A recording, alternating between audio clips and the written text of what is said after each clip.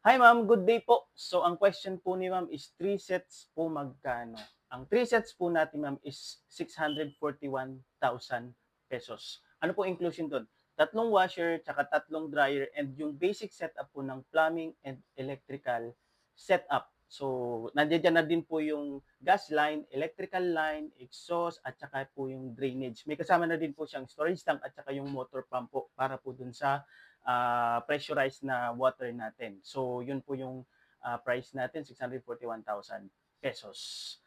Kung Metro Manila po kayo, ma'am, free po ang delivery natin at saka yung mobilization fee and travel expense ng technician. Pero kung province naman po kayo, ma'am, yun po, shoulder po natin. Additional lang po natin dun, ma'am, yung mobilization fee, travel expense ng technician, at saka po yung delivery fee ng ating mga machines. So, ang completion po natin for basic setup sa package po na yan na 641,000 is 10 to 15 working days po. Yun po yung completion ng package natin. So, yun lang po. Maraming salamat.